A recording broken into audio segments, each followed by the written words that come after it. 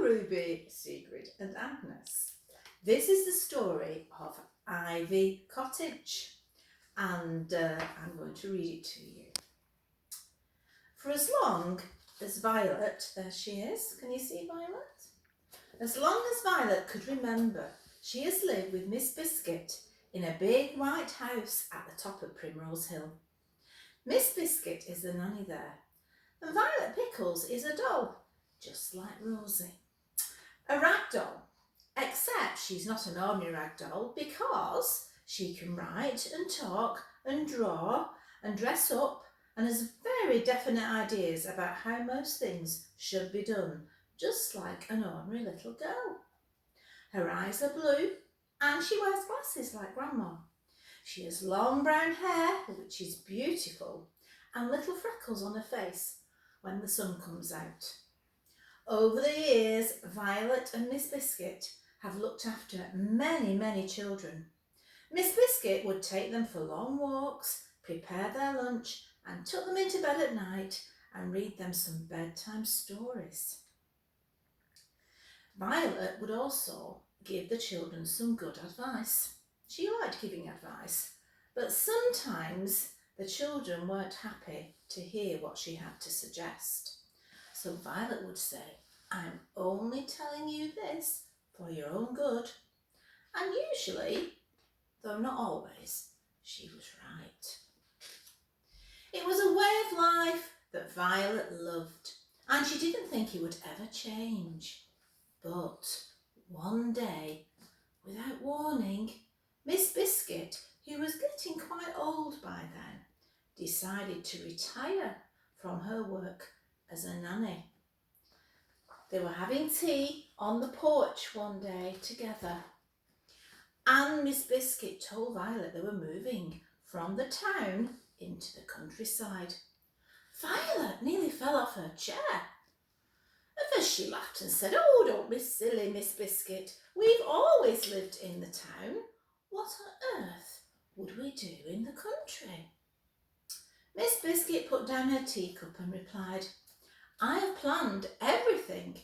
We will live in the cottage that my Uncle Henry left to me. We can buy a goat, plant a vegetable garden and a strawberry patch and some flowers. The country is full of wonderful things." Violet couldn't believe her ears. Miss Biscuit got up, cleared away the teacups and took the tray into the kitchen. And Violet just sat in her chair for hours and stared at the fern in the pot by the window. Poor Violet. Every day, while Miss Biscuit packed, Violet tried to persuade her to stay. Every night, failing that, guess what she did? She cried herself to sleep. Poor Violet. But she soon realised that Miss Biscuit was very determined to go. So she stopped. They left the big white house in a taxi and drove to the train station. Miss Biscuit had 2 big suitcases, a hat box and her bicycle.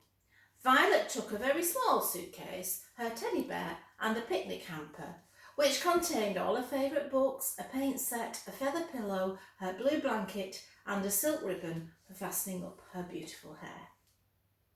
Now on the train, Miss Biscuit explained their route, adding that she'd written to Mr. Bickerstaff, who was an old friend of her Uncle Henry. Mr. Bickerstaff owned the general store and would meet them and drive them to the cottage in the countryside. Violet sat by the window and tried not to cry again.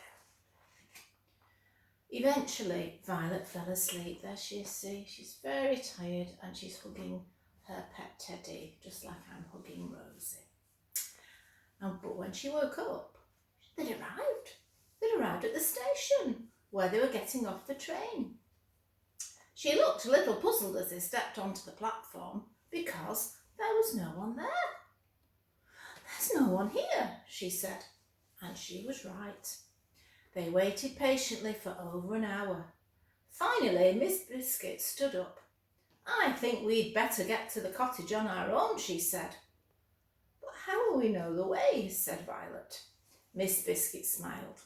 Don't worry, Violet, we'll find it. And she stacked the luggage on the back of the bicycle. Miss Biscuit said, finding the cottage is our main concern. Let's concentrate on that. So she sat Violet on the basket, in the basket on the handlebars, and off they went. There they are, see, with all the luggage piled on the bike. Miss Biscuit was enjoying the ride, and Violet was just beginning to relax when they crossed the bridge and came to a very, very steep hill.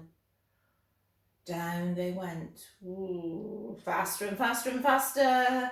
Violet's hair was blowing in the wind, and Miss Biscuit nearly lost her hat when suddenly there was a loud pop. Oh no, said Miss Biscuit. I think the tyre's gone flat on our bike. The bike began to swerve from side to side, and before they knew it, they were across the road and into the ditch. And Miss Biscuit and Violet went flying into the air. Hold on to my hand, cried Miss Biscuit. Fortunately, she had her umbrella, which she opened quickly, and she and Violet floated down to a field and landed with a thump. Only a gentle thump, they didn't hurt themselves. Miss Biscuit sat up and straightened her hat. My goodness, she chuckled. Are you all right, Violet? Yes, I think I am, was the answer. Good, then let's collect our things and be off. We've passed the bridge, so the woods can't be far. Oh no, cried Violet. What's the matter? Asked Miss Biscuit. Look, the bicycle, the wheels come off it.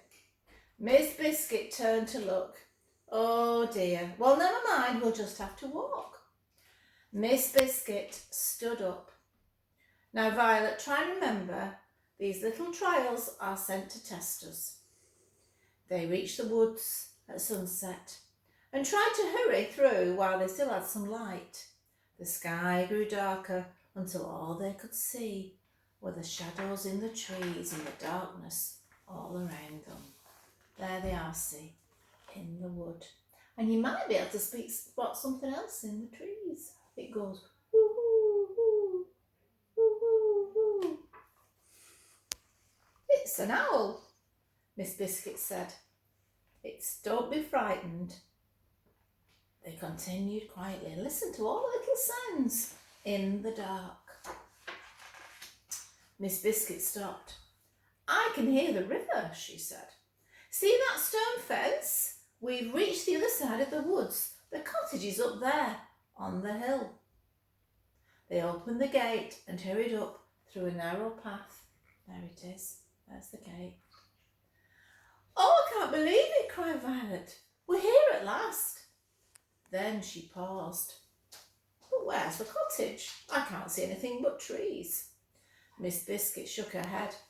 I don't understand. It's got to be here. It's no use searching in the dark.